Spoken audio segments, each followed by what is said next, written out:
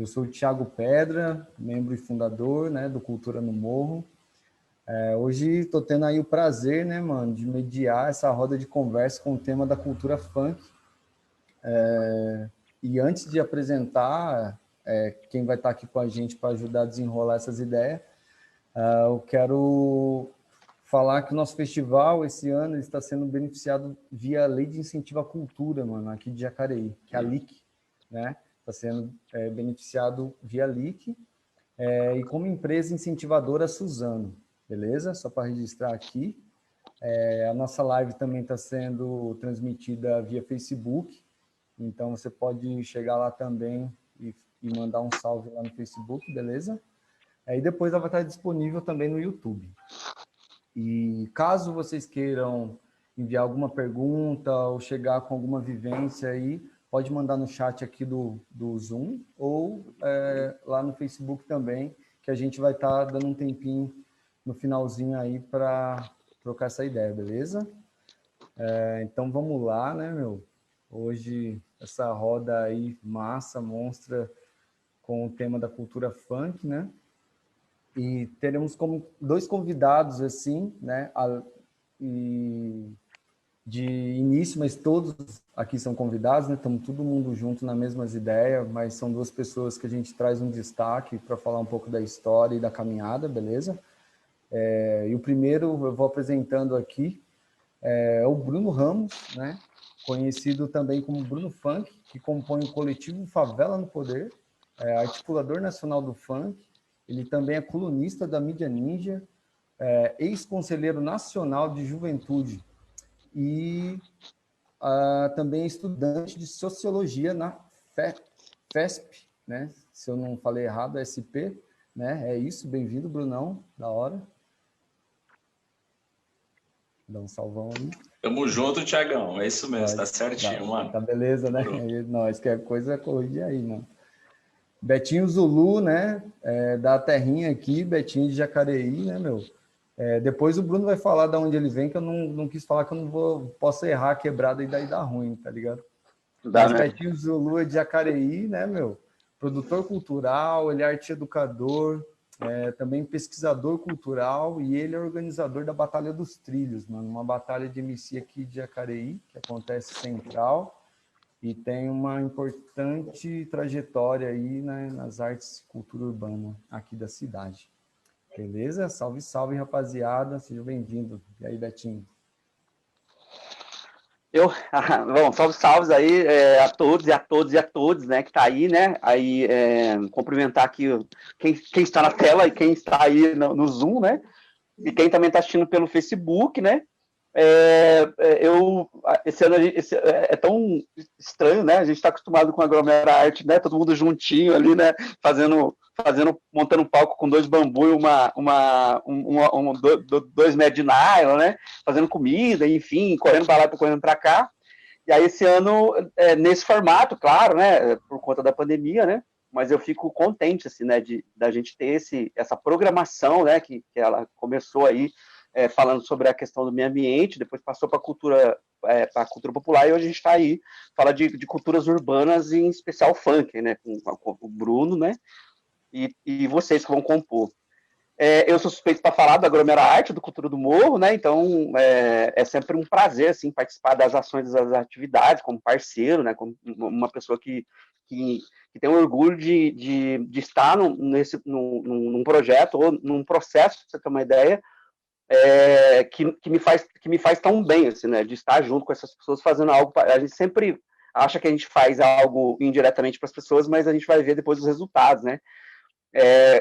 O Cultura do Morro tem 10 anos, assim como a Batalha do Trilhos tem 4, mas hoje a gente já vê o impacto, né, desses rolês que a gente faz por aqui, dessa juventude, né, que em pouco tempo dá tantos orgulhos para nós, que está em várias frentes aqui, Bruno. A gente tem meio orgulho de vários meninos aqui, meninas que é um dos sonhos, né, de nós somos produtores culturais, que somos educadores, né, e acredita na cultura como ferramenta de transformação, a gente ir nos eventos, né, nas atividades desses meninos como público, né, porque a gente sempre vai como produtor, chama eles e tal, E hoje a gente já tem a satisfação de ir nesses eventos, assim, né, que eles organizam, né. A minha história aqui em Jacareí, eu fui para vários lugares, né, sou secretário nacional de formação da Nação Hip Hop Brasil e membro da Universal Zulu Nation, por isso que é Betinho Zulu, né. E eu precisava preencher uma lacuna pessoal, assim, né, fazer algo pela minha cidade pensado, porque eu era só um produtor cultural que produzia, fazia uma pesquisa do que tinha e montava uma line, né, dentro do projeto, mas nada pensado, principalmente numa transformação, né, que era observar melhor esses meninos que eram protagonistas daquilo que eles gostavam, né, e dar conta mesmo da gente poder escoar isso, né. Então, a Batalha dos Trilhos, a dedicação na Batalha dos Trilhos foi para isso, né, para a gente poder, de fato, primeiro entendê-los, né, porque era uma aglutinação de jovens que tinha um pico de 450 a 1.200 jovens toda sexta-feira, né, numa cidade que tem 220 mil habitantes, então todos aqueles recortes, repressão policial, a falta de gestores inteligentes para pensar nessa juventude, né, no centro da cidade, enfim, todas essas questões que a gente sabe, né. Aqui, com certeza vocês sabem que no interior o centro da cidade ainda é o status, né? Assim, o menino sai da periferia para ir para o centro da cidade, ainda é o status, ainda, né? E como que a gente ia fazer para a gente poder criar um projeto sociocultural educativo de transformação social num espaço que as culturas de periferia dominava, que era o hip hop, né? O rap, o funk, né? E tinha uma galera do rap, a galera do skate, né? E aí, quando a gente começa com essa pesquisa, né, eu já me apresentei, já fui fazendo a introdução, né, Thiago? E aí a gente também avança de olhar melhor para essa juventude, principalmente da juventude que produzia, né? E dar sentido para isso, né? Então, para nós foi uma satisfação, assim, né, de hoje ter aí uma juventude mais ativa, principalmente procurando fazer aquilo que a gente fez para eles, assim, né? Criar alternativas lá nos seus territórios, né? E também fazer ações que, de fato, impactam nas comunidades. Então, é um pouco do que a gente tem hoje, assim, para trocar essa ideia hoje e complementar aí com o que o Bruno, não só complementar, mas também com um pouco das experiências que o Bruno tem, principalmente com o funk, né? Vamos então, fazer assim, já que o Betinho já fez essa apresentação e introdução, foi massa, o Brunão já segue na mesma bala, Brunão, faz essa apresentação, fala de que quebrada que você vem também aí para nós, vamos que vamos. Bom, muito bom, rapaziada. Antes de qualquer coisa, né, agradecer imensamente, né, ao Thiago Pedra, do Cultura do Morro, Betinho Zulu, né, galera daí da Batalha dos Trilhos, que eu preciso conhecer o quanto antes, né, e o coletivo que está proporcionando essa nossa live, que é o Aglomera Arte, né, e as pessoas que nos estão nos assistindo e também aqui na parte técnica, né, dando esse suporte para que essa live consiga com êxito, né, e os apoiadores, quem está fortalecendo essa caminhada, né, Secretaria de Cultura, Suzano, enfim, como bem colocado aí pelo próprio Thiago, né, muito foda apresentar, poder falar com um monstro, né, desse sentido, um cara que manja muito dessa cultura, para mim é uma honra sempre, né? E ali ao fundo dele, né, a nação hip hop, que eu tenho imenso apreço, né? Já tive a oportunidade ali de conhecer algumas figuras, como o Beto Teoria, Marcelo Freitas, que tive uma participação e os meus primeiros passos na construção política, tenho orgulho em dizer que foi nas fileiras do Partido Comunista do Brasil, né? PCdoB, então tive uma relação muito próxima aí com a nação hip hop, fui conselheiro nacional no mesmo período em que pessoas, né, da nação hip hop também estavam ocupando cadeira tão importante no pensamento de desenvolvimento e para garantir políticas públicas para a juventude do nosso Brasilzão, né? Bom, sou nascido e criado ali na Zona Leste, né? Ou melhor, ali primeiro no Brás, que é centro expandido, região do Brás ali, acho que muita gente conhece como centro comercial, né? Tem o Brás, uma das avenidas principais ali, a Celso Garcia, que liga o centro à Zona Leste de São Paulo, né? Os corredores de ônibus muito importante, que conecta ao extremo da Zona Leste ao centro de São Paulo. Depois eu me joguei, morei durante 10 anos lá na Quebrada do Pira, favela do Pira, que também era a quebrada do saudoso MC da Leste. Nós éramos vizinhos praticamente na mesma rua que morávamos, né? Depois eu fui mais lá para São Miguel, hoje eu moro aqui na região central de São Paulo, né, com a minha companheira, e essa vida que eu vou levando, né? Então, em relação à apresentação que você fez, Thiago, é exatamente isso, né? Eu estou como articulador nacional do movimento funk, também pelas corridas nas questões políticas que eu fiz, tanto como conselheiro, como em 2017, quando conseguimos engavetar um projeto de lei que visava criminalizar o movimento funk como crime de saúde pública, né? Então, consegui entrar dentro da comissão de parlamento, né? Conversei com cerca de 23 senadores, 54 deputados federais e arquivamos um projeto que, primeiro, que é inconstitucional, né? E outro que fere diretamente um movimento majoritariamente preto, pobre e periférico, né? Então, a minha trajetória um pouco em relação a esses 10 anos como ativista pelo movimento funk, ele também nasce dentro da Associação Cultural Liga do Funk, né, que eu estive à frente cerca de 6 anos, né? A Liga tem por objetivo formar, defender, potencializar, né, e conectar com a sociedade para além da questão do entendimento que as pessoas têm sobre o movimento funk, que era uma questão de música, né, entretenimento. Não, não é isso. O movimento é também isso, mas ele transborda. Ele é mais do que isso, até no sentido sociológico, antropológico, de organização de sociedade, né? Tenho a alegria em poder dizer que na minha gestão passou cerca de 50 mil jovens, né? Tivemos êxitos na formação de algum desses jovens que tomaram destaque nacional e tendo sua carreira projetada também para fora do país. E entre essas figuras, eu posso dizer que MC Kekel passou pelas nossas fileiras de formação, Menor da VG, né? MC MM, MC João da música Baile de Favela e mais recente, né? Sem sombra de dúvida, uma mulher que é MC Drica, que tem um destaque também nacional muito forte, né? Mas conseguimos formar jovens que foram trabalhar no audiovisual, jovens que seguiram um caminho muito parecido com o meu, no sentido do ativismo, né? Para desenvolver questões sociais dentro dos seus territórios. Tivemos jovens que se tornaram gestores, produtores culturais, né? Então, o trabalho com a Liga ele foi fundamental, né? Primeiro que a gente não tinha muita referência de como começar isso e a Liga começou no sentido de precisamos fazer formação artística para atender a demanda que o mercado está pedindo desses profissionais, né?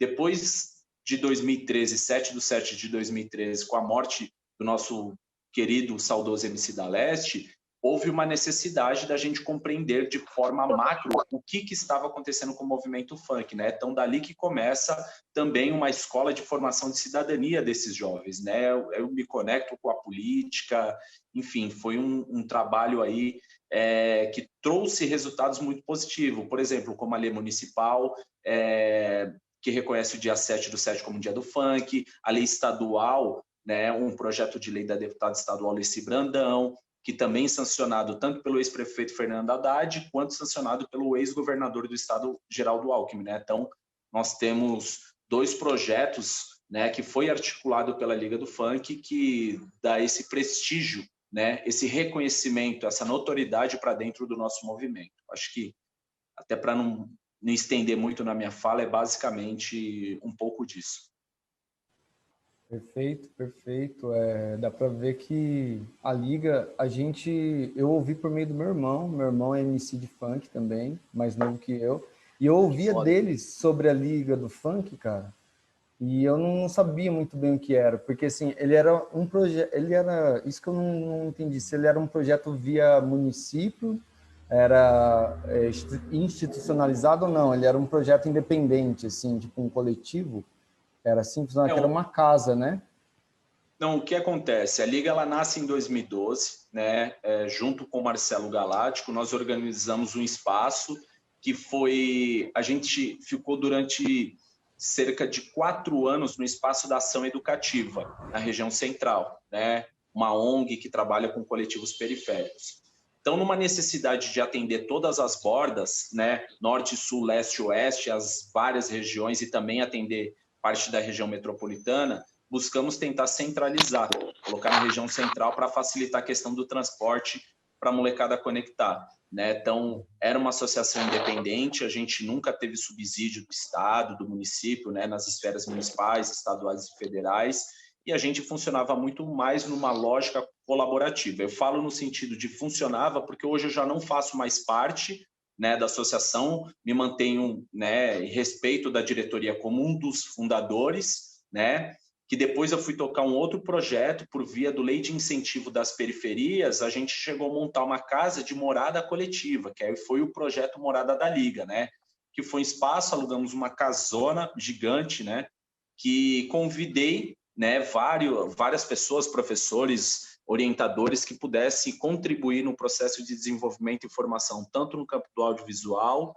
quanto na questão de produção cultural e também o desenvolvimento artístico desses jovens, né? Essa casa, ela funcionou por cerca de 1 ano e meio, né?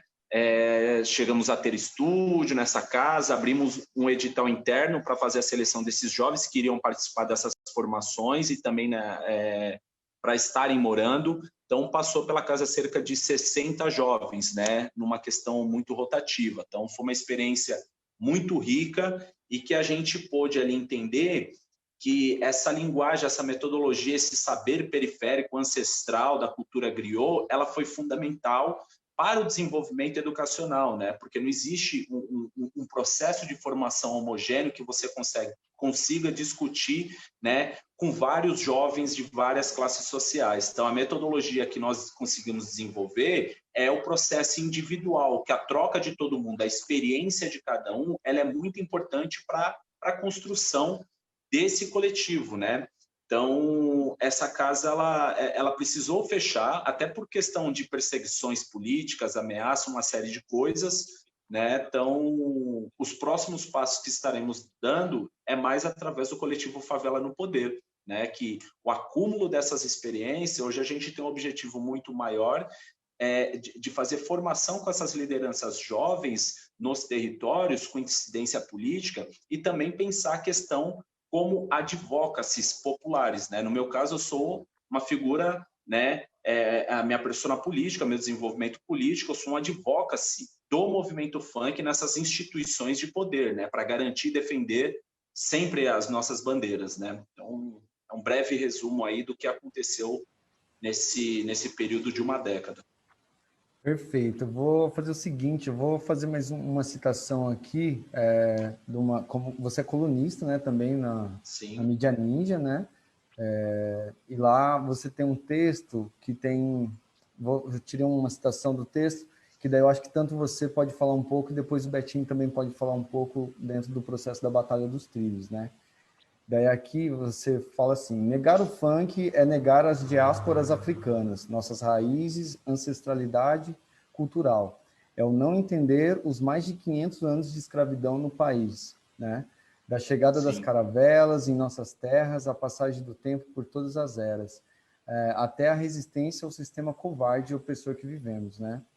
E o nome dessa coluna é Quem Tem Medo do Funk, né? Mídia Ninja 2017. Quem quiser acessar lá também, tem mais outros textos lá do Bruno, também em colaboração com outras pessoas. E daí, Bruno, que você deu uma pincelada até a respeito disso, né? Que eu acho que é uma busca nossa também, né? Enquanto coletivo cultural de Quebrada, trazer o funk para as discussões nesse nível para... que raiz é essa, né? Que o funk veio, que bebeu, que talvez começa um hype tão grande de aparecer MC ou aparecer pessoas que desenvolvem a cultura do funk e vai meio fazendo pastel e não entende o que se passou, né? Você citou o da Leste, né, por exemplo, né? Então, agora também os MCs, né, começam a ter já referências dentro do funk, que era por ser uma cultura em si nova, né, das metrópoles, mas aonde ela bebeu, né, e como que vem, qual história é essa, né? Se puder dar uma pincelada mais a fundo nisso, e depois o Betinho pode falar também dentro desse... Houve também todo esse preconceito, toda essa perseguição dentro da Batalha dos Trilhos aqui na cidade, bem como você também citou aí na casa, né? Sim, o nosso movimento aí, ele já é muito antigo, né? Então, vai completar quase 50 anos, né? Aqui no Brasil se comemora cerca de 30 anos, né? Comemorou-se 30 anos do movimento funk aqui no Brasil por conta do primeiro LP que o DJ Malboro soltou, né? Que foi o primeiro beat que ele colocou em uma produção, mas sabemos aí por questão da figura do próprio James Brown, que as músicas dele rompeu essas barreiras, ultrapassou os tempos, chegou aqui no Brasil, mas era muito mais entendido como uma cultura de asfalto, depois que ela migra para o morro, né? Assim como qualquer cultura surgida das bases, das margens, né? Todos nós, seja o hip hop, isso é do meu ponto de vista, né? Seja o próprio funk, seja o samba, qualquer cultura surgida, oriunda das periferias, das quebradas mesmo, a base de tudo isso é o blues. Né? Então, tem grandes nomes que vêm do blues, referência, se a gente for fazer um estudo mais aprofundado, né, na cultura negra global, a gente pode ver diversas semelhanças, tanto na composição, na formação, inclusive na criminalização desses movimentos. Né? Então, o blues passou por essas perseguições, essas criminalizações, o jazz também passou por isso, né? Chegado aqui no Brasil, o samba passa isso desde lá da década de 20 do século passado, a capoeira passou por isso, né? O hip hop e o funk, ele começa com essa perseguição e criminalização do Estado em cima, né, das nossas culturas. Então, a justificativa que o Estado tem é sempre as mesmas, nada muda, né? Então, como alguém que está à frente do movimento, também estudante de sociologia, né, como ativista, cabe a mim pesquisar o que aconteceu no passado e tomar cuidado, zelar pela nossa cultura para que não aconteça o que aconteceu com outras culturas em várias épocas, né, como o processo de embranquecimento, né? O discurso hegemônico branco elitista, ele se apropria dessas culturas periféricas por várias questões e por vários fatores, né? Primeiro também para desarticular o movimento, né, de periferia. E tem uma diferença muito grande, porque o hip hop, de certa forma, ele já nasce, né, com essa denúncia da realidade, da questão social, da denúncia da violência da polícia, a agressão do Estado. O funk não, ele se manteve numa continuidade de entretenimento dançante, tanto que já teve muitos discursos, principalmente vindo da classe média, da classe dominante, que um era entendido como um movimento organizado, no caso hip hop, né, pelos seus discursos potente político, né, e o movimento funk como movimento alienado, né. Anos depois a gente vê o tamanho que o movimento funk é hoje, o que ele representa no Brasil, porque a gente passou por essas eras também acompanhando o momento. A gente não ficou somente no discurso, né. Eu costumo dizer, por exemplo, Thiago, que o funk em si é o maior movimento cultural do planeta, né? Então, somos mais de 22 milhões hoje de funkeiros e funkeiras por todo o Brasil, né? Em várias regiões do país. Eu acredito que nos 5.570 municípios do nosso Brasilzão tem um funkeiro ali ou tem uma quebrada que consome muito funk, né? Então, a tentativa que a classe dominante tentou desarticular o movimento funk é também com o discurso da criminalização, né? A perseguição do Estado, a desarticulação, né? Como nós estamos falando de um outro lugar da alegria ou do consumo ou de uma forma mais dançante, esse impacto ele veio, né, acontecer mais tarde, diferente do movimento hip hop, que ele já passou por esse período. Então, para que eu consiga fazer uma defesa muito melhor em cima do movimento funk, sem sombra de dúvida, a minha fonte onde eu bebi muitas dessas informações é também na cultura hip hop,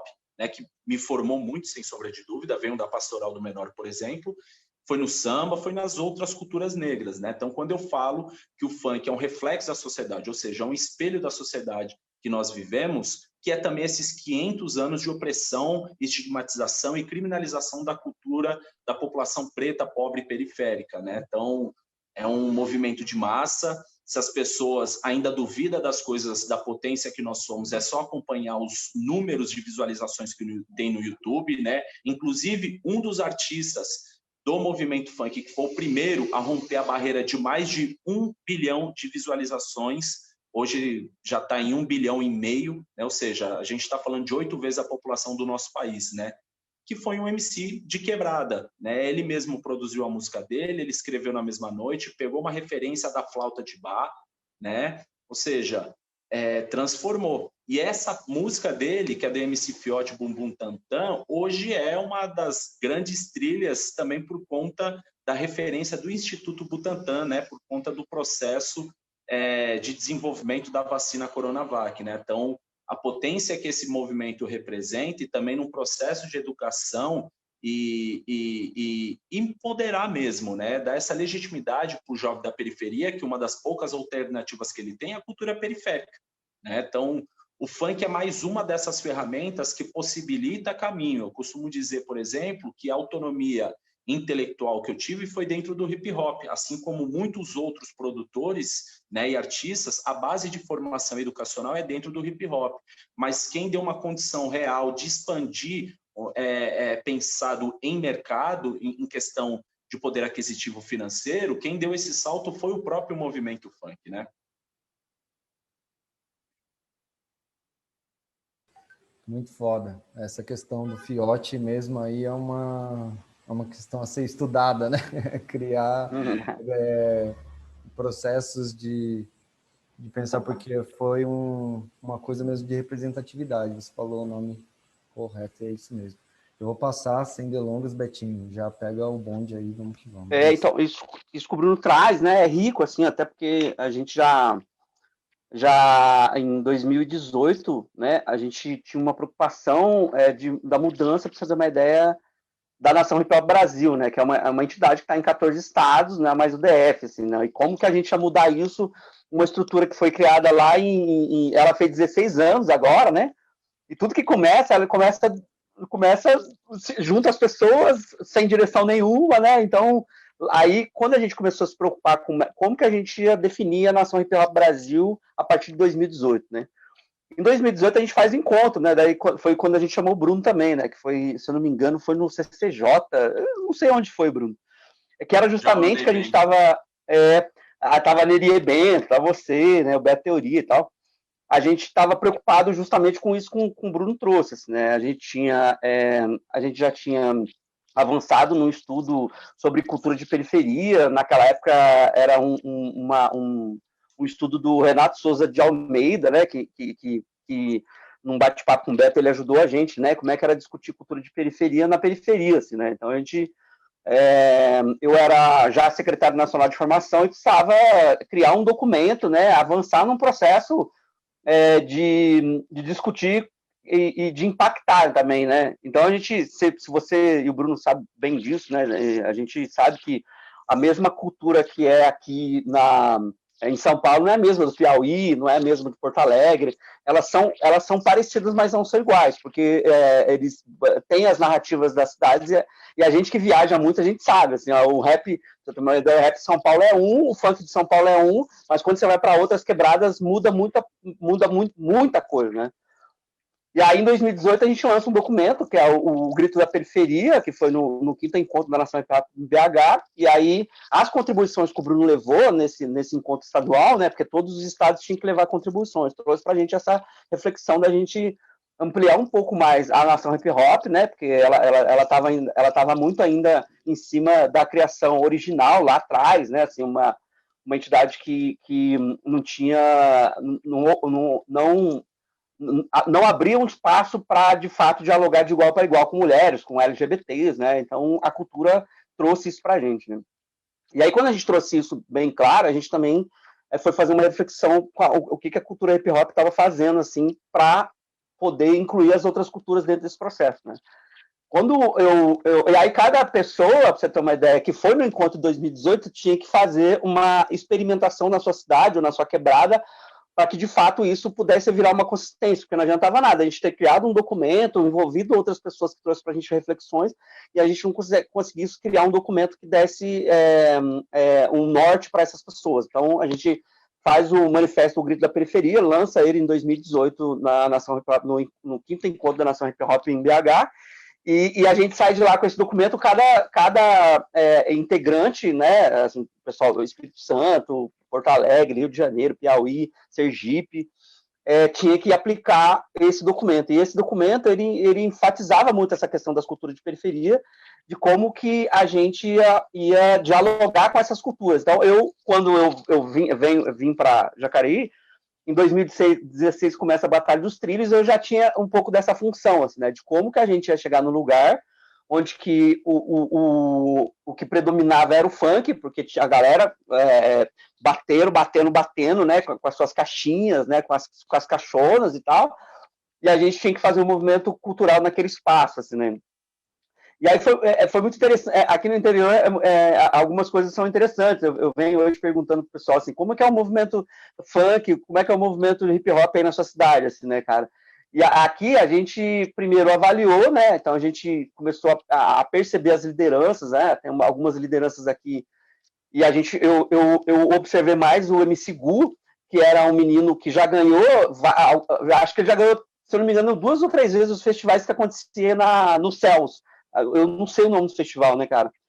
E aí ele foi um cara que quando a gente trouxe pra gente trocar ideia, o Gu, aí eu fiquei sabendo, né, cara? O cara saía de casa, ia pros festivais, ninguém conhecia aquele Jacareí, mas todo mundo conhecia ele em vários lugares, mas ninguém conhecia aquele Jacareí. Eu falei assim, caramba, né? Um cara sai da cidade, vai pra São Paulo, ganha um festival, participa de um festival, tem vários vídeos dele no YouTube, e a gente não conhecia, né? Então a gente começou a envolver num processo da Batalha dos Trilhos, assim, como MC, né? Chamava, não, Fugu, vem aí fazer umas rimas e tal, né, cara? E aí, através dele, a gente foi conhecendo várias outras pessoas do movimento funk da nossa cidade, assim, de Jacareí. Tanto é que tinha um projeto que eles trouxeram, né? Porque eles chegavam lá, não, a gente quer fazer uma batalha de funk, né? E não sei o que. Eu falei, então, mas vocês têm que trazer um projeto pra gente trocar ideia, pra gente ver como é que a gente faz, né, cara? E os meninos fez o projeto, assim, e a ideia, eu achei muito legal, que a ideia era assim, deles cantar o refrão primeiro, assim, canta o refrão do funk, e depois rola uma rima em cima do beat de funk, né? E esse processo, ele deu pra gente, assim, né, o quanto, pra você ter uma ideia, que até a gente mesmo, né, invisibilizava esses meninos dentro desse processo, né. E é isso que o Bruno traz também, assim, e o que é, quando a gente reconhece esse processo, a gente começa a reavaliar o que a gente tem que fazer para a gente poder acolher esses meninos dentro desse processo, né. Porque a gente é muito egoísta, porque a gente é de uma cultura específica e a gente não acha que a gente tem que ou apoiar as outras ou, de alguma maneira, fazer com que as outras estejam no mesmo espaço, ou, de fato, abrir um espaço para que todas, de alguma maneira, se manifestem, né? Então, esse foi um processo interessante, assim, que a gente teve aqui, que hoje a gente tem aí, né, assim, algumas ações e projetos, né? Você pega o Rei dos Trilhos, o Levi está aqui, ó, no chat, o Rei dos Trilhos, né? Então, a gente a gente fez o Rei dos Trilhos, que é a última batalha do ano, que a gente tem um ranking, e aí a gente já envolveu o pessoal depois o Thiago pode falar um pouco melhor sobre isso, porque ele que organizou, assim, né, a ida desses meninos, pra você ter uma ideia, no centro da cidade, no dia 20 de dezembro, e para nós foi assim, porque era o auge de uma coisa que a gente já queria vir fazer faz tempo, de estar todo mundo junto no mesmo lugar, né, cara? Uma pressão da gestão pública nesse dia, porque, enfim, né, tava a festa de Natal no centro da cidade, enfim, a gente nem não podia até entrar nisso, mas eu não vou entrar nisso, porque... Tá de boa. Mas, assim, hoje a gente fica muito contente, assim, Bruno, né, por olhar muito para o que você escreve, pela caminhada que você esteve, né, de acreditar, assim, de fato falar assim, tem como, tem jeito, né, e a gente reconhecer que em vários momentos desse processo a gente também errou dentro desse processo, né, então, quando a gente reconhece que a gente errou, a gente quer corrigir, que no meu caso, como produtor cultural, pesquisador cultural e principalmente educador social, eu reconheci que eu estava errando, assim, eu tava, olha, mano, a gente tem que chamar esses meninos para trocar ideia, a gente tem que, de fato, olhar para eles de uma maneira de uma maneira mais atenciosa e, de fato, colocar eles dentro de um processo para eles entender que eles também têm que estar junto com a gente, né? Então, isso tá muito gostoso, assim, né, esse processo aqui, e que eu acho que, assim, é claro que eu estou falando de um primeiro passo, assim, né, que é de fato, reconhecer e, de fato, também colocar eles dentro de um processo para a gente poder saber o que eles querem, assim, né? E, de fato, a gente que é mais velho, né, que já passou dos 40, e aí devolver para esses meninos, talvez, aquilo que eu acho que é uma das nossas funções como produtores culturais, como as pessoas que já entendeu qual é a função da arte, principalmente a cultura de periferia, que é, de fato, manter esse menino... manter esse menino, você também é focado fazendo arte, né? Então, acho que é um pouco disso, assim, que a gente Então, fazendo aqui. Seguinte, Pode falar. Betinho, da hora aí a sua explanação. Muito louco. Eu vou fazer o seguinte, tem umas perguntas, que chegou aqui pelo chat, que daí a gente já nessas linhas Sim. também. Vamos seguir. Antes, vou dar os salves. Rolou vários salves. Os salves é da hora também. A Leilane Campos deu uma boa noite aqui. O Levi, deu um salve. Salve, Levi. Da hora, mano. Chega mesmo. O DG também deu um salve aqui, meu mano. MCzão também brabo. O Elber, o Joe, salve, Joe. O Edivaldo Carneiro, um salve, parabéns geral pelo trabalho cultural. O Burns quer que volta logo o Uniquebradas. O Uniquebradas, Brunão, é um campeonato de periferia aqui que a gente faz, uma quadrinha nossa aqui. A Zona Oeste ferve aqui no rolê. Quero brotar, mano. Você vai brotar, funkão come. Sandrão aqui, eu acho que é o Bahia, certeza, da Visão também, Luciana e a Edna Fabiane. Salve, dona Edna, baiana do Império ali, ó, mãe do W5, tamo junto. E a Leonora também deu um salve aqui. A pergunta aqui, primeiro é da Isabela. Ela está perguntando se existe malefício na globalização do funk, né, que a gente observa na mídia atual. Assim, ela diz desde Anitta levando esse gênero da música pop até Ludmilla tocando em espaços internacionais, né? Se existe algum malefício, acho que o Brunão pode dar esse salve. O que você acha, Bruno? Eu acho que, como qualquer outra cultura periférica, antes, né, agradecer a pergunta da Isabela, Thiago. Beleza. Isso, a Isabela, aliás, é do coletivo Nandi também, é um coletivo de mulheres aqui de Jacareí. Foda. Eu acho que essa questão, né, eu acho que quando nós pensamos um processo de desenvolvimento, quando nós fazemos as críticas sociais, né, da sociedade que nós vivemos, né, eu primeiro tenho que falar por que nasce o funk, por que nasce o hip hop, ou essas culturas vindo, né, das quebradas, né, é por conta de despreparo do próprio Estado, que se nós tivéssemos uma sociedade, né, um pensamento mais socialista, poderia dizer, dentro das instituições que reparte realmente de fato o orçamento público para que chega nas pontas, talvez não existiria movimentos como o próprio funk, como o hip hop, como o samba, como a capoeira, né? Eu acho que todos esses movimentos, né, todas essas frentes que eu listei aqui, são o grito dos oprimidos, né? Num país que 54% da população é negra, né? Culturas como o hip hop, como o próprio funk, que leva para fora a nossa narrativa, que leva a nossa própria estética, ele é fundamental. Os cuidados que nós temos que ter as ciladas que o próprio capitalismo coloca, né? Por que o capitalismo coloca? Porque o capitalismo ele também seleciona pessoas negras que possam subir com um discurso racista, mulheres que possam reproduzir um discurso machista, LGBTs que possam também reproduzir um discurso LGBT-fóbico, né? Então, essas ciladas que está dentro do capitalismo, a gente tem que tomar cuidado, né? Eu costumo dizer que o funk é o inimigo número 1, né, dessa estrutura da classe dominante, né, da branquitude. Quem é essa branquitude? Os donos dos meios de produção, os donos dos meios de comunicação, as pessoas que estiveram historicamente nos espaços legislativos determinando para onde deveria seguir as nossas vidas, né? Eu não fui número de estatística negativa, assim como o Betinho não foi, assim como você não foi, Thiago, assim como vários outros parceiros e parceiras não foi, graças às culturas das periferias que deram algum tipo de incentivo e estímulo para que a gente saísse daquela mesmice que é estar dentro da quebrada, né? Amo a quebrada, que eu nasci, tenho muito respeito, mas o que eu puder fazer de políticas públicas para realmente, de fato, transformar aquele local e potencializar aquelas figuras é sem sombra de dúvida, né? Isso é o que eu busco hoje.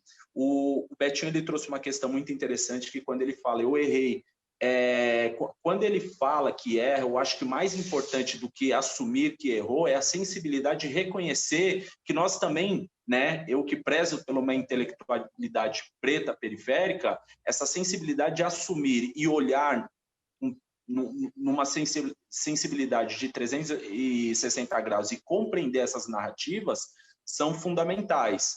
É lógico que eu, como funkeiro, eu faço muitas críticas ao próprio movimento. Isso, inclusive, me ajuda, me estimula a pensar para fora da caixa. Porque se eu começar numa lógica só de defender, daqui a pouco eu estou tomando pancada dentro do próprio movimento. E que realmente, de fato, já acontece. né? Então, essa globalização que tem acontecido com o movimento funk foi importante para projetar para outros espaços. Porque se a gente está falando que a cultura de periferia ela fortalece, potencializa e transforma a realidade individual, coletiva e social dessas pessoas, eu acho que elas têm mais que ocupar, porém com responsabilidade. E onde que está essa responsabilidade, né? Ela é uma linha muito tênue, né, entre ganhar dinheiro e a consciência política social. É uma corda bamba constante. Nem todo mundo que ganha dinheiro, né, que passa a ter acesso, a consciência vem junto. Então, um grande trabalho que eu tento desenvolver hoje é chamar esses grandes artistas na responsabilidade, falar sobre racismo estrutural institucional, falar sobre os problemas do machismo, né, falar sobre os problemas de uma sociedade LGBTQ-fóbica, né? Isso tem dado certo. Eu não faço isso somente com os grandes artistas, tenho feito isso com os empresários. O programa que eu comecei o ano passado na Mídia Ninja, que foi o Papo Ninja Funk, eu convidei ali empresários como Rodrigo da GR6, Condizila. Só esses dois nomes, nós estamos falando dos dois maiores canais, né, de YouTube, de inscritos no YouTube do Brasil. E um deles, que é o próprio Conde, é o segundo maior canal do YouTube do planeta, mais de 62 milhões de inscritos. Ou seja, se esses empresários têm essa sensibilidade que o movimento social me proporcionou e que nos proporciona diariamente, de nos desconstruir, também falar dos impactos negativos que isso teria para dentro da nossa, do nosso movimento, né? Eles entendendo essa questão, fica muito mais fácil a gente tomar um rumo, né, numa linha muito mais consciente. Eu sou a favor de todas as vertentes do movimento funk, principalmente aqueles que é dito como a linha do proibidão, que é o funk putaria, o funk que fala de uma relação de opressão da polícia militar. É lógico que dentro dessas camadas tem um lado positivo e um lado negativo, e cabe a nós, educadores, no meu caso, educador social, né, transformar esse pensamento e dar caminho para que esses jovens eles possam também alterar as suas letras de acordo com a realidade deles. No meu processo de desenvolvimento e formação com os jovens, não tem como eu chegar para ele e falar assim, parça, na moral, dá atenção, essa porra dessa letra que você está fazendo aí não tem nada a ver, mano, você vai falar de putaria, né? Então tem uma questão moral, né, religiosa na sociedade que não pode falar da liberdade dos corpos, principalmente se for a liberdade do corpo feminino, porque o corpo masculino a gente sai na gozolândia aí para cima e para baixo, torta à direita e tá tudo bem. Então, a partir da militância, eu consegui discutir dentro do movimento funk o que é a masculinidade tóxica, o que isso afeta nós como funkeiros e funkeiras e como isso reverbera na sociedade. Mas no início da minha fala que eu trouxe aqui, que o funk é um espelho da sociedade que nós vivemos, ou seja, se nós somos um espelho também político nesse sentido, é lógico que dentro do movimento funk vai reproduzir comportamentos machistas, comportamentos LGBT-fóbicos, né? E que a gente precisa de alguma forma, sensibilizar esses grandes figurões do movimento, porque eles têm essa sensibilidade, eles naturalmente conseguirão fazer um filtro. Exemplos como o Rariel, que está chegando aí agora, teve uma pergunta que depois eu posso responder, Neguinho do Cacheta, né, MC Cidinho, enfim, as mulheres como Tati Quebra-Barraco, Daisy Tigrona, são MC Chuchu, que é uma mulher trans, lá de Juiz de Fora de Minas, que traz a consciência, né, política da quebrada, fala de ostentação, fala de várias outras coisas. Depois eu posso entrar um pouco, se você preferir, Thiago, como que começa esse processo de criminalização e tentativa de desarticular o movimento funk, né, em que período ele começa, eu tenho que passar uma linha do tempo muito rápida, e as vertentes, que é funk putaria, funk ostentação, cada uma tem um reflexo político da sociedade que nós vivemos, né? E você achar interessante, eu posso explicar em cima disso. E saber Não, também se eu conseguir responder a pergunta da Isabela. foi ótimo. Eu acho que respondeu, assim, na minha visão, e trouxe contribuições para além. A Karina Lima, ela fala que, eu acho que é legal que dá para você emendar, passa esse geral, depois a gente tem umas duas perguntas da time também, que ela fala que ela não tinha uma ideia apenas, ela só tinha uma ideia que era a dança, né? E daí ela pergunta como que nasceu o funk ostentação. Só fazer também uma observação, você falou da Condizila, né, da GR6, são grandes canais, grandes portais aí, né? Para quem não sabe, né, a Condizila também conseguiu lançar uma série, né, via Netflix, né, chama Sintonia, eu acho que também deve ter sido um passo gigante, né, na cultura funk. E eu lembro de ver uma entrevista do Conde falando a respeito de ter criado filtros na questão da produção dos clipes, né? Nessa questão da ostentação mesmo, né? De tomar alguns cuidados, né? E daí foi até meio questionado, né? Nesse quesito, mas agora você está censurando? Falou, não, eu estou pondo o que tem que ser mostrado, assim, no sentido de tem coisa que não precisa, né? Pensando numa coisa também cinematográfica também, né? De conteúdo. Não é porque é preto e favelado que tem que sair mostrando a raba. Não é necessariamente isso. Se quiser, vai mostrar, né? Mas que Claro. tem um caminho, né? Aí, né? Porque parece que é isso, né? Se é preto ou favelado, o negócio tem que ser de qualquer jeito, tem que ser escancarado, porque sempre foi daquele jeito. Não, a gente também busca, né? E não é à toa que buscou posições aí grandiosas. O Conde vem lindamente a produtora. Mas daí sim, cara, se você quiser, então, fazer essa linha do tempo, eu acho que ajuda muito ao entendimento de todo mundo para ver esse caminho mesmo, né? Ostentação, proibidão, né? E assim vai. Vamos lá, Bruno. Depois vai o Betinho. Beleza, Betinho? Essa questão desses filtros que foram feitos dentro da própria Condzilla, né? Conde é meu amigo pessoal, o Rodrigo da GR6 são amigos pessoais, né? Conheço e acompanho durante muito tempo o trabalho dessas figuras, e um é nordestino, que é o Rodrigo, né? E o Conde é um preto favelado lá do Guarujá. Então, para mim, cara, o que esses caras representam, né? No nosso imaginário é muito potente, né? Mas a gente também tem que tomar cuidado para não cair na lógica da meritocracia. Não é porque o Conde, que o Rodrigo chegou lá, que todos nós iremos chegar, né? Eu costumo dizer que meritocracia é conversa para boy dormir, né? Então, a gente precisa pegar aí uma questão que ela consiga projetar cada vez mais pessoas. Mas, por exemplo, o Funk Ostentação, ele nasce no final de 2009, no começo de 2010. Isso também é um reflexo político por conta de um nordestino, operário, metalúrgico, quando assumiu a presidência da República lá em 2002, né, e começou sua gestão. Um dos planos de prioridade da gestão Lula, né, era dar possibilidade, pensado como política pública, né, acesso às linhas de crédito, né? Quando você potencializa a quebrada acessar aquilo que foi historicamente negado, que a classe média sempre usou, poder comer bem, ter um carro, uma vestimenta que você se sinta bem, esse reflexo, ele também respingou na quebrada, também de querer reproduzir esse comportamento social, né?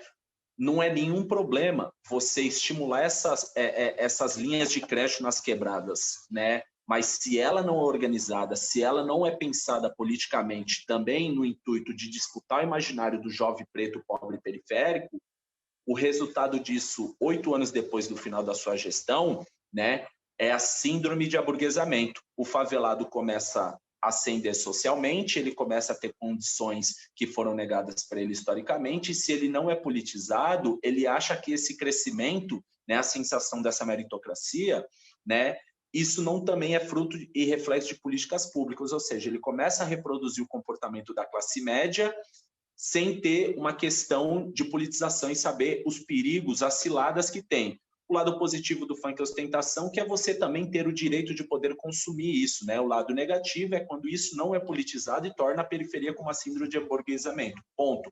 Funk ostentação, ele nasce exatamente em 2010. Final de 2009, começo de 2010.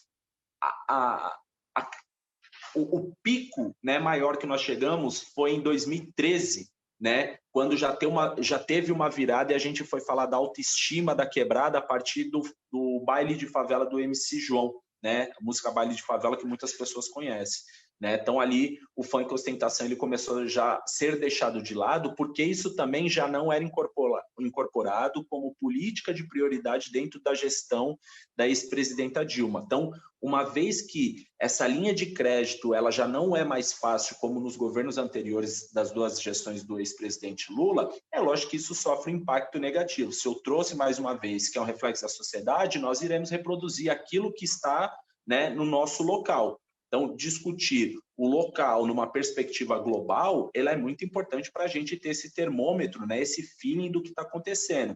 O funk putaria, por exemplo, ele não nasce de forma isolada. Isso aí é mais de 5 décadas, né, da grande mídia mostrando, né, programas aos finais de semana, né? Olha o que é o Big Brother, olha o que é os outros reality shows, olha o que era o teste de fidelidade. Ou seja, a indústria da pornochanchada também ocupou esses lugares, né? A então, banheira do eu Gugu, lembro, né, mano? Programa do Gugu, né? E assim, essa crítica que eu faço agora não é uma crítica ao movimento, mas reflexo do que isso pode reverberar de forma negativa em nossos pensamentos. Mas, por exemplo, eu molecão ali, com 14 anos, né, com a minha mãe, meus irmãos em casa, só tem irmão homem, né? Assistindo programa do Faustão, vai descer na boquinha da garrafa. Mano, tô vendo uma mina, né, praticamente seminua, dançando em cima de uma garrafa. Na moral, aquela garrafa, ela representa um símbolo fálico. Eu, na minha adolescência, 14 anos, né, mano? Os hormônios explodindo, eu tô imaginando uma mina daquela ali em cima de uma piroca, tá ligado? Então, isso, subjetivamente, ela constrói o nosso imaginário do que nós levamos, né? Então, ou seja, se o funk falar da putaria é um problema, mas se o sertanejo, que também foi apropriado culturalmente, como hoje é majoritariamente branco, não é um problema. O rock and roll, que também foi apropriado culturalmente, não é um problema. Qualquer outro movimento que não seja os de periferia, eles podem falar de qualquer coisa, né? Quando nós resolvemos falar disso, a gente está mexendo com uma questão política muito interessante, que é a liberdade dos corpos, de modo geral, né? Então, para traçar uma linha do tempo, quero pegar um gancho, Thiago, e falar que a primeira forma de criminalização do movimento funk aconteceu em 1992, por conta dos arrastões na Praia do Arpoador, no Rio de Janeiro. Por quê? De uma figura de uma mulher preta, do Morro da Mangueira, né? Benedita da Silva, que foi a primeira senadora da República, que hoje é deputada federal. Ela estava em disputa na prefeitura do Rio de Janeiro contra César Maia. Ela ganhou em primeiro. Quando a grande mídia aproveitou uma oportunidade dos arrastões para ele não precisar mais falar que era pivete, que era moleque, que era trombadinha, que era maconheiro, né, que era desordeiros, tinha um monte aí de terminologias que era pensada para desenhar esse jovem da periferia de forma negativa, pejorativa mesmo. Quando ele falou, nós não precisamos mais falar todas essas coisas, a gente pode resumir todos esses problemas em funkeiros, começa o debate de criminalização por parte não somente da grande mídia, mas também por parte do Estado, que começa a identificar, a partir dessa narrativa, que o problemático é o jovem preto periférico funkeiro, né? Ou seja, quando é associado os arrastões, né, ao movimento funk natural, uma mulher preta que vem do morro, que é uma das prioritárias ali para disputar a prefeitura do Rio, ela perde porque associaram a figura do movimento funk arrastões à figura da Benedita. Então, logo mais à frente, a segunda onda de criminalização é por conta da entrada de mulheres como Daisy Tigrona, né, Mãe Loira do Funk, que é a Verônica Costa, da Furacão 2000, Tati Quebra-Barraco, elas estão falando da liberdade dos corpos femininos, né, uma sociedade, né, machista como a nossa, por conta do patriarcado, não iria permitir que mulheres falassem da liberdade dos corpos. Ou seja, mais uma onda de falando, tá vendo? O movimento funk só fala besteira, só tá falando de putaria, de sexo, piroca e xereca o tempo todo, né? A terceira onda é quando essa classe média começa a consumir as nossas músicas, né? O problema maior hoje, ele passa a intensificar quando a classe média começa a consumir.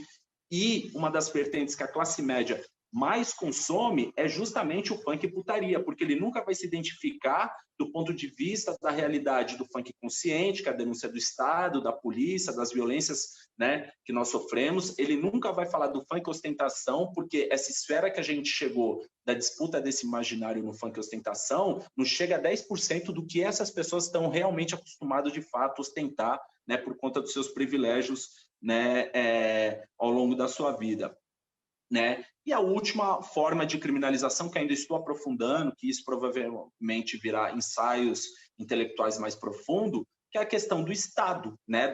na figura do seu braço armado da polícia militar, que também não entendeu. Então, não dá para fazer política de periferia pensado pela lógica da pasta de segurança pública.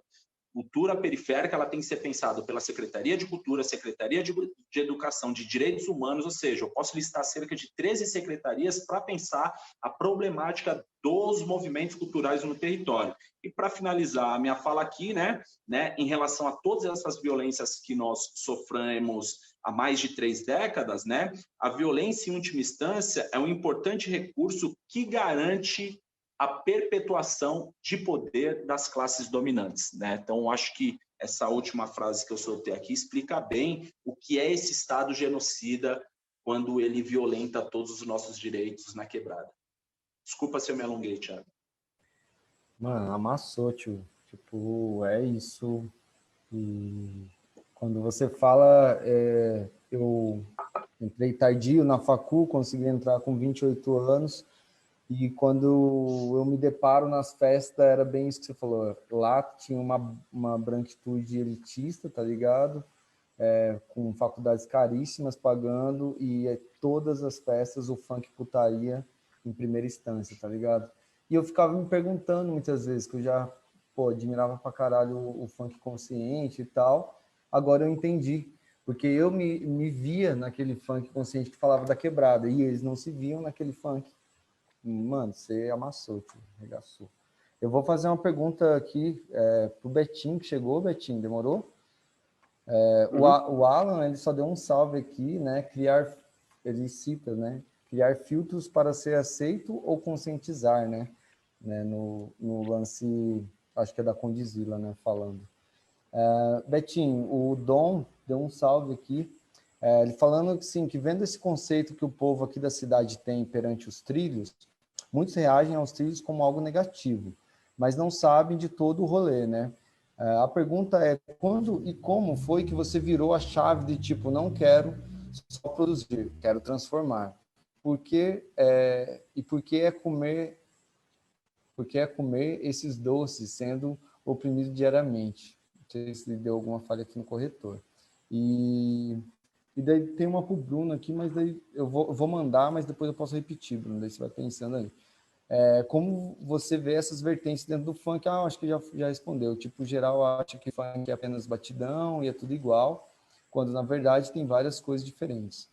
Como você define isso, né? Como você vê o funk atual usando elementos que é pouco utilizado aqui no Brasil, por exemplo, o MC Hariel, com o EP Raridade, né? Onde ele gravou utilizando teclado, violão, baixo e DJ, né? Como ver essa cena do funk com banda no âmbito do impacto cultural. Beleza? Eu acho que é muito só dentro dessa que vai para você, Betinho. É muito interessante também esse movimento que aconteceu dos rolezinhos, né? Que foi, depois eu acho que vocês dois podem falar rapidamente nesse lance da falta de espaço de lazer na periferia, da falta de ambientes que propõem encontro na periferia, e aí essa periferia começa a invadir e começa a incomodar os centros, né? Principalmente os shoppings, né? E isso foi bem interessante.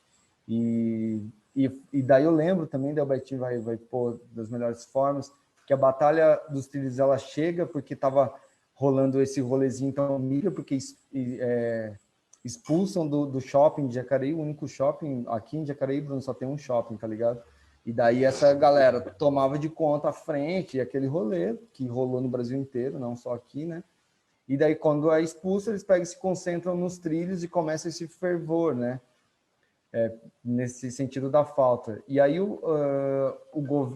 a gestão não consegue dar conta, né? Não sabe o que fazer, na verdade, não sabe como dialogar. E aí Betinho propõe essa questão da Batalha dos Trilhos, que daí não expulsa e integra, né, essa galera. Isso é muito louco. Beleza, Betinho? Só vai.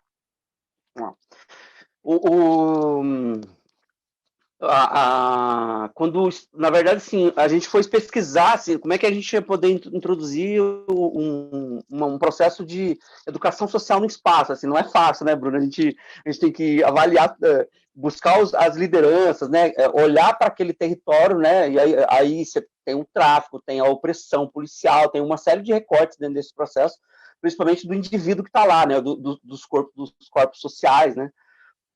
E aí eu fui o cara que foi criado 30 anos lá no Paraíso, né? Muita gente acha que eu sou oriundo só do hip hop, mas eu tenho 10 títulos de carnaval, entre presidência e direção de carnaval, né? Uma coisa que eu não consigo largar, que já tentei, mas hoje eu sou diretor de carnaval de uma escola aqui na minha cidade, né? E também com esse processo de criar condição para que essa escola ela seja uma instituição, né? Ela já é uma instituição que tem CNPJ, mas que ela impacta diretamente na comunidade, assim, de várias formas, né? E aí eu estou nesse processo interessante também, assim, de pegar todos esses saberes, assim, né, que a gente acumulou e coloquei à disposição também dessa escola, né? quando a gente... e aí um menino que foi criado na periferia, né, e foi conhecer outras coisas que aconteciam no Brasil, né, e aí se depara com várias realidades, com vários projetos legais, interessantes, né, então todo menino que é criado numa cidade do interior, quando ele vai para São Paulo e vai para os lugares, ele sempre vê um projeto que ele queria que tivesse na sua cidade, assim, puta, esse deveria ter lá, né, e aí quando a gente se depara, para você ter uma ideia, aqui com várias...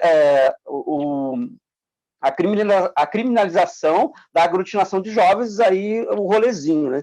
E aí a gente vai buscar na história, assim, que nem onde que acontece a Batalha dos Trilhos, já tinha um rolezinho desde 1950, onde que os trem parava, as minas ficavam de vestidos ingleses, os caras de cartola, e o trem parava, para você ter uma ideia, e o rolezinho daquela época era dar tchau para quem ia para Taubaté, para Caçapava, então, isso em 1950, aqui na nossa cidade, né?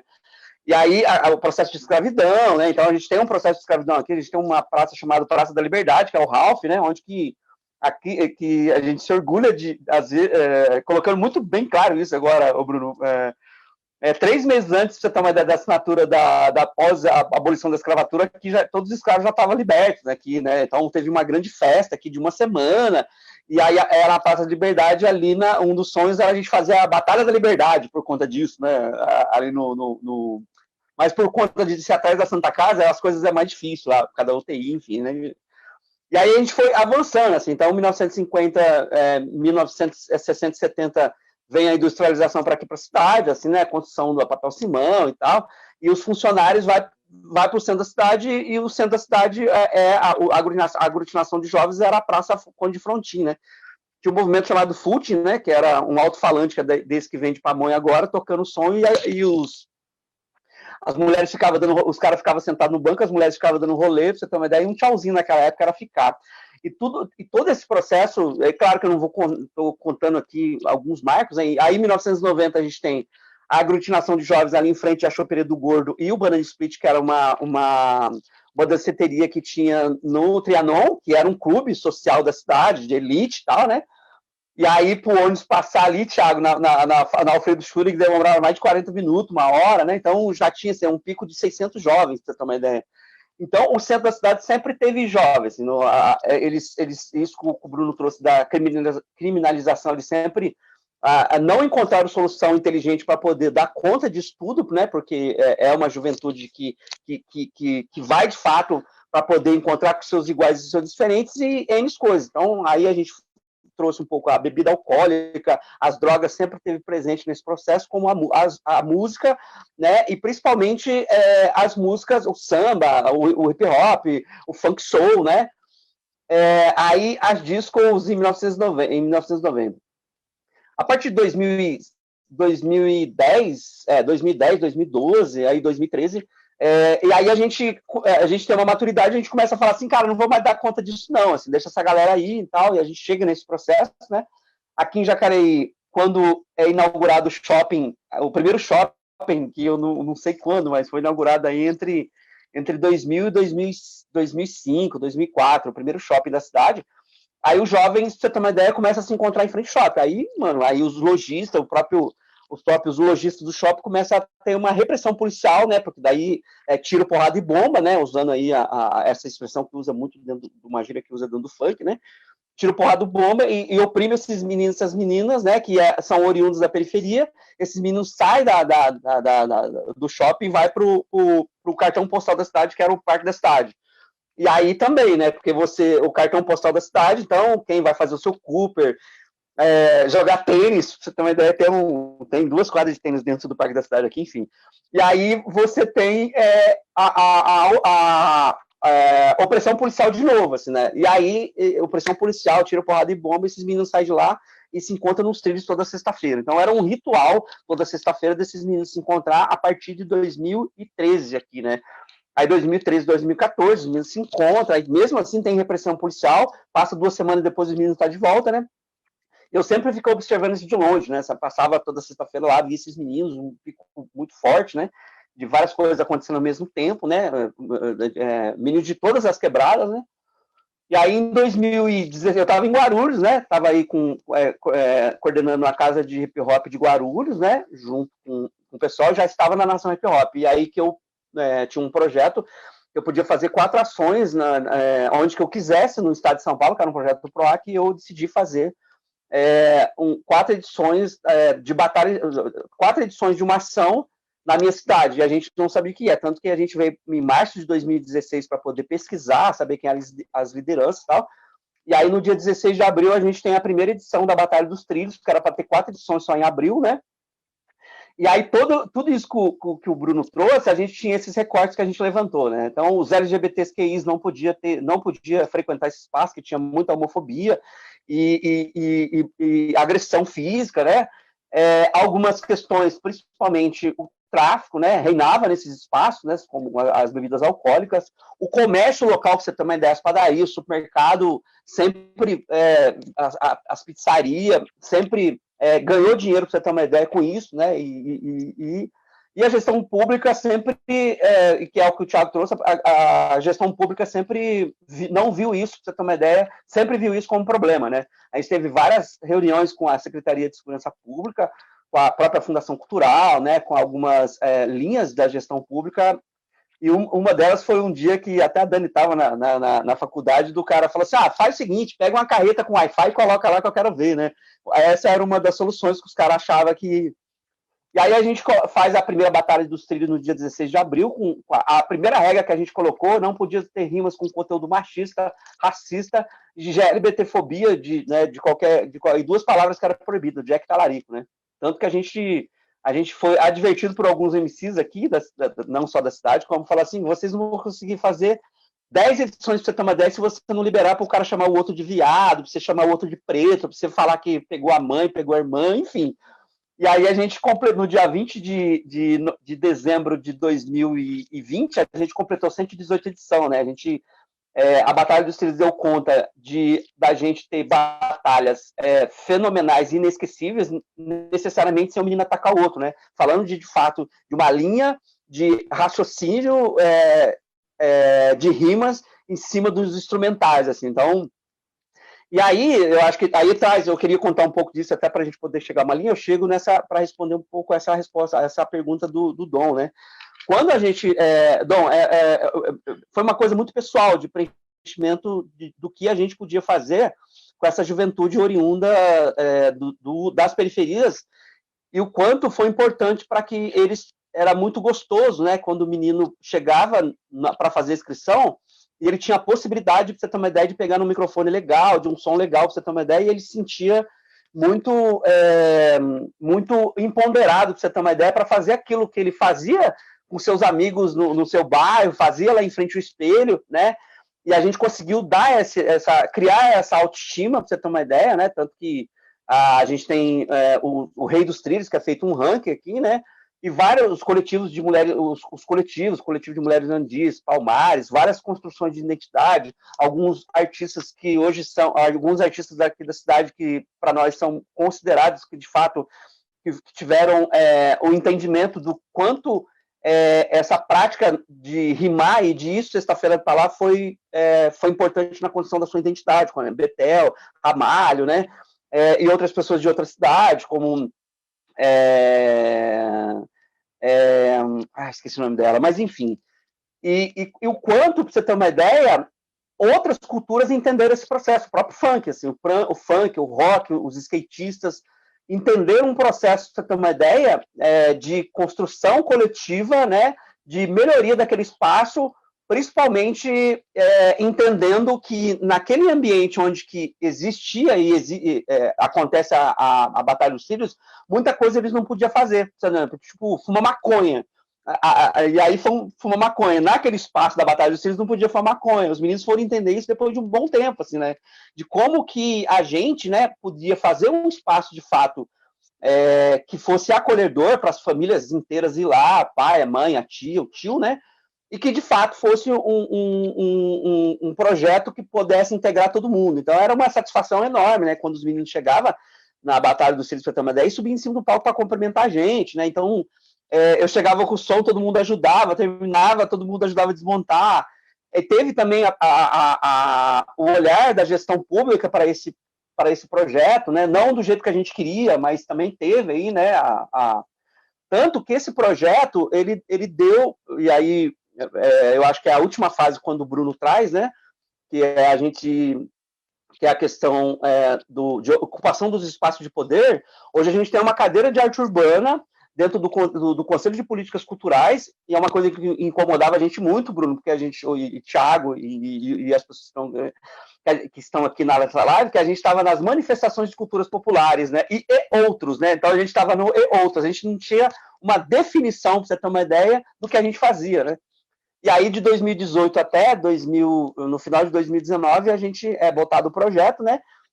E a gente assume a cadeira de arte urbana para que, de alguma maneira, a gente possa credenciar todas essas culturas de periferia e essas culturas que se entende como cultura urbana, para a gente conversar melhor, começar a ter um diálogo mais aberto com a gestão pública, para a gente poder falar sobre orçamento, falar sobre produção, falar sobre produção tanto artística e outras setoriais, para você ter uma ideia, como setorial de audiovisual, setorial de manifestações de culturas populares, setorial de música, né? Então, esse processo, e respondendo a pergunta do Dom, ele foi um processo para a gente poder dar condição, provar que a gente tem condição de fazer quando a gente tem vontade e principalmente paciência. Então, hoje, não só a Batalha dos Seis, como outros movimentos aqui dentro da cidade, que muita gente não conhece, dá conta, para você ter uma ideia, dos anseios e do protagonismo de muitos jovens hoje que vê no que a gente faz uma esperança, entendeu? Foda mesmo, Betinho. Eu acho que respondeu bem aí as ideias. Rapaziada, a vontade é de ficar aqui, maior cota, né, falando as ideias, só constrói, assim, né, eu acho que só ajuda a construir, né, que funk é esse, que movimento é esse, que periferias são essa, que produção cultural é essa, né, e só que a gente não pode ficar a noite inteira. E daí eu vou trazer uns últimos salves aqui, e daí a gente vai para as considerações finais, beleza? Eu vou mandar dar um salve aqui, que o Breno Silva, o Brenox, é um MC aqui da Quebrada também, e ele dá um salve aqui. Ele falou, estou no espaço do funk há pouco tempo, e vejo muita molecada sendo forjada, tá ligado? E ele coloca etc, porque são vários outros fatores que acontecem também. E daí ele falou que isso, de alguma forma, dá mais inspiração para ele compor a respeito disso, do que é normal acontecer, assim, né? Tá ficando uma coisa normal de acontecer e isso só vira combustível para ele. A Isabela Correia, ela deu um salve, que tá foda demais, valeu aí. Fernando, parceiro nosso, vai estar na live aí falando sobre racismo estrutural junto com nós, mandou um salve. A Nanda Moreira também, muito bom.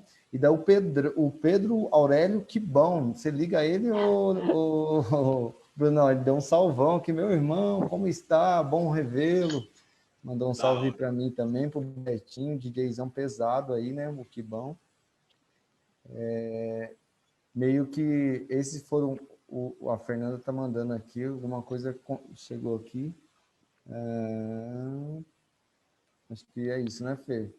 Pesado, valeu Betinho e Brunão aqui, mandaram um salvão aqui também. Manos, assim, foda, assim, pra gente, enquanto cultura no morro aqui, só vem agregar, tá ligado? Essas ideias. Daí o Festival Aglomera Arte, aí, 6ª edição, né, que a gente tá, sempre a gente busca trazer temas dentro e fora do nosso campo, assim. O funk, ele tá muito próximo da gente, porque a gente tá na quebrada, mas, de fato, ele não estava integrado dentro das nossas vertentes, né, porque o cultura, ele trabalha sempre em cima das potencialidades que a quebrada apresenta, tá ligado? E como a gente está enraizado aqui no Pedra Mar, né, Zona Oeste de Jacareí, isso começou a ficar muito latente, né? E a Zona Oeste é a maior região aqui, Bruno, só para você ter uma ideia, e as pessoas que não são de Jacareí estão assistindo aí, é a maior região de Jacareí, e também a região que tem mais comunidades periféricas e assim, que tem uma desassistência, vamos dizer assim, para o poder público, não somente dessa gestão, mas por muitos anos, né? E assim, pequenas ações vêm sendo realizadas, mas ainda bem pontual, e os coletivos aqui, culturais, né, estão começando a trazer à tona todas essas potencialidades, essa discussão sobre o território, suas culturas, né, isso está sendo bem forte, né. E vamos pedir para a gente já fazer as considerações finais. Eu vou abrir já com o Betinho nessa bala. Betinho, faz suas considerações aí, manda aquele salve. Eu vou fazer o seguinte, antes de... Para não... Não, pode dar as considerações, que daí eu faço o fechamento aqui e agradeço geral. Demorou, galera? É isso, Betinho, a bola está com você. Bom, agradecer a Cultura do Morro, né? Como já disse, sou suspeito de falar, né? A gente tem o prazer de sempre estar junto, fazendo várias coisas, assim, né? E conversando sobre vários assuntos, né? De como que a gente melhora a vida dos que vêm, dos que estão, né? E dos que vão vir, né? Então a gente fica pensando nessa coisa do futuro, assim, né? De como que os nossos sobrinhos, de como que os filhos dos nossos amigos ou essa galera da quebrada vai estar, né? Então a gente hoje está muito focado nisso, assim, de melhorar o mundo, né? E a nossa cidade para esses meninos e essas meninas, né? E é muito importante esse processo da coletividade, né? E eu hoje tenho uma noção, né, por uma questão pessoal, do quanto eu sou complemento, né? Assim, eu não sou tudo. Mas quando eu tenho que fazer algo para um coletivo ou para aquele evento, eu sempre... Antes a gente tinha mania, às vezes, de colocar todos os nossos saberes à disposição e, às vezes, a gente tomava conta disso tudo. Hoje a gente entende que é um complemento, assim. Então, não só com Cultura do Morro, como outros coletivos, né, e outros rolês que a gente tem aqui, né, principalmente que impacta diretamente na periferia, né, como as escolas de samba, né, os times de futebol das quebradas, né. Então a gente sempre se coloca como complemento. Eu não vou ir para resolver o problema de ninguém, não. Eu estou indo aí só para a gente poder trocar ideia e ver o que nós podemos fazer junto, né? Então isso deixou claro, né? Então agradecer ao Brunão aí, né, cara, que com certeza já aceitou de bate-pronto quando o Thiago chamou, né? Agradecer também a Fernanda, o Ala, o Charles, o Thiago, né? Todo a produção aí do Cultura do Humor pelo Covid, né? A gente, e aí até mesmo completando o que eu falei sobre a pergunta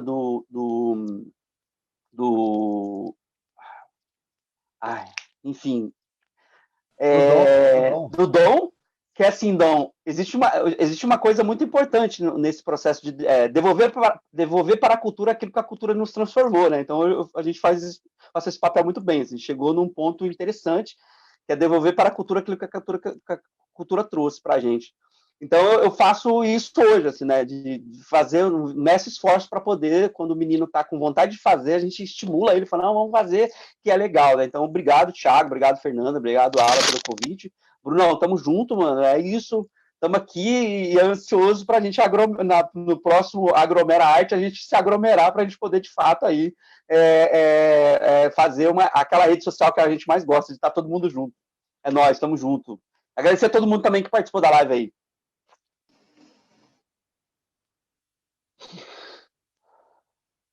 Posso seguir, Thiagão? Bom, eu queria agradecer imensamente, né? Mas não perder a oportunidade. E é foda, né, mano? A gente tem tanta coisa para dizer e o tempo passa aqui. Eu fui dar uma olhada e falei, deve ter 30 minutos de live. Não, já tem muito mais de uma hora. O negócio passa assim rápido que a gente nem percebe, né, mano? Talvez é a necessidade cada vez mais de falar desses territórios, né? Dessas questões que a cultura periférica trouxe de potência, né, realmente, que transformou, que educou, fez, né, eu me entendo como jovem negro dentro do movimento funk, eu vou para academia cursar sociologia dentro do movimento funk, eu conheci praticamente boa parte desse Brasilzão através do movimento funk, através do movimento funk, né, que eu consigo garantir, né, a minha vida, né, como indivíduo mesmo, né. E em cima das coisas que o Betinho falou, é muito louco, né, Betinho? Se tem uma coisa que é ignorante, acomodada, né, vazia de informação, medíocre, é essa elite. A nossa elite do Brasil, né, que é escravocrata, essa herança maldita que nós temos, né? Eu tinha uma preocupação antes de entrar para a academia, que é o seguinte: vou cursar um curso muito elitista, né? com muitos buracos de formação, preto favelado, um dos poucos preto dentro da instituição que eu estudo, né? Ficava muito preocupado, falei, nossa, tem muito buraco de informação, como é que eu vou me desenrolar aqui no meio dessa brancaiada, no meio desses playboy, né? Na moral, eu vou te falar, é um dos espaços mais vazios que eu já vi, assim, em tudo que eu já conheci ao longo da minha vida, né? Sem sombra de dúvida, eu respeito a academia e tenho um problema com alguns acadêmicos, né? Esse ego do acadêmico em si, ele é o grande mal, né, do processo de educação de formação do nosso país. Isso também, boa parte dos professores que estão dentro das instituições, majoritariamente, são brancos e que também carregam um discurso, um comportamento racista, né, que te exclui, né, inclusive de opinião.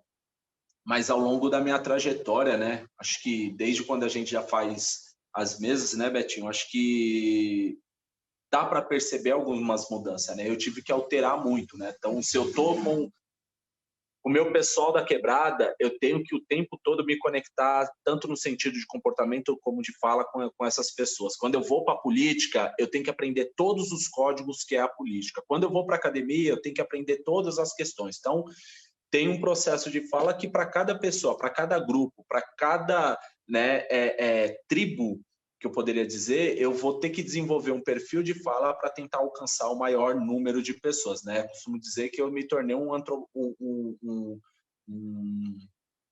poliglota de uma língua só, pelas várias línguas dentro de uma só, né? E, para finalizar aqui, Thiago, tem alguns artigos que eu escrevo em relação ao problema que aconteceu, né, que marcou mais uma vez o movimento funk, que é a questão de Paraisópolis, né?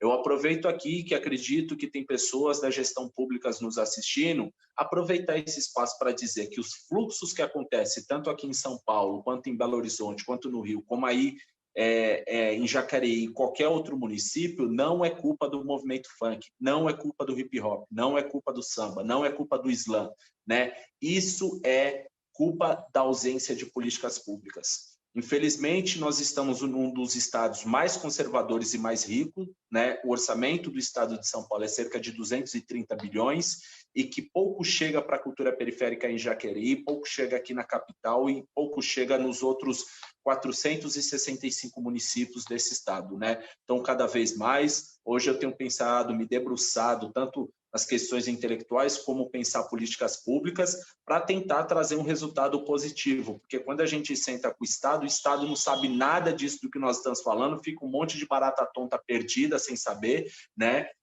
Tem pouquíssimas pessoas que têm tido essa acolhida conosco, que têm sensibilidade para fazer essas construções, e a gente não pode mais deixar o que aconteceu aí no dia 1 de dezembro de 2019, onde 9 jovens são vitimados pelo Estado, né? Isso aí é a irresponsabilidade de um chefe de Estado que, quando ele assume como prefeito e depois como governador, que uma das falas dele era que o funk era um cancro para a cidade de São Paulo, né? E quando ele se torna governador, né, e principalmente depois das mortes, é que ele iria intensificar a repressão. Ou seja, a gente está falando de um chefe de Estado que não enxerga um palmo na frente do nariz, né? Tanto falando numa miopia política, numa miopia de educação, numa miopia cultural, né? Então, é esse tipo de pessoa, né, que inclusive o discurso dele de criminalização dos nossos movimentos é o que faz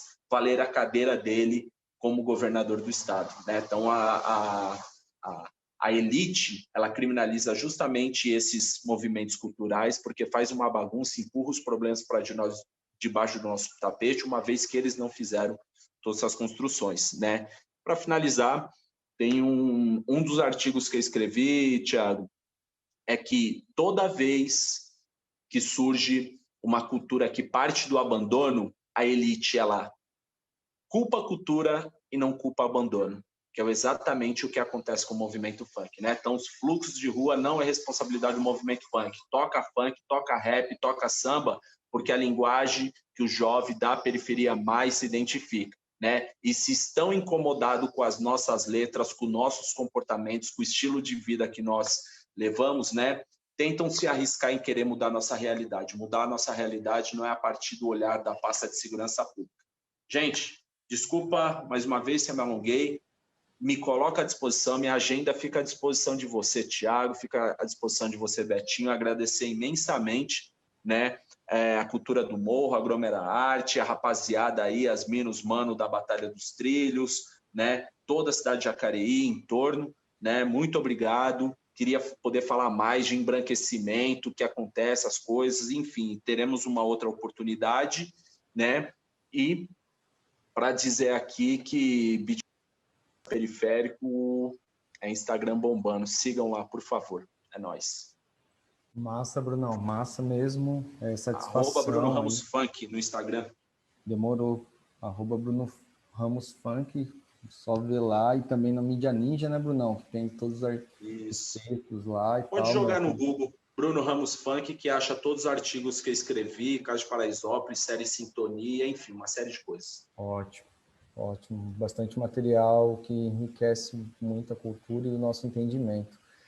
Gratidão, irmão, gratidão mesmo, Betinho, estamos todo mundo junto aí, satisfação, só tenho a agradecer em nome do Cultura no Morro aqui, tá ligado?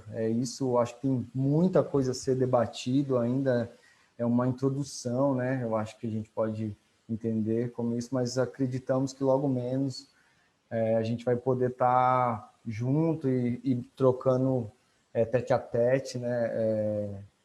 Essas ideias e aprofundar mais. Gratidão. Agradecer geral aqui que está na live com a gente, tá? Que acompanhou a gente aí, gratidão mesmo, fica com a gente. Tem muita coisa ainda massa para acontecer dentro do Agromera Arte, né? É só você ficar atento às redes sociais aí do Cultura no Morro, tem o site também do Cultura no Morro lá, você encontra tudo, beleza? Se cuidem, né, meu, porque a gente ainda aqui tá geral, né, fase vermelha, assim, não podemos bobear, sobrevivemos até aqui por várias outras questões e eu acho que não podemos deixar que a pandemia nos atinja também, vamos se cuidar dos nossos, beleza? É isso, gratidão, galera, gratidão, Bruno, tamo juntão aí, esperamos logo menos nos encontrar aí, Betinho, satisfação total, tá ligado? Mesma fita, beleza? Gratidão, gente, boa noite, tamo junto.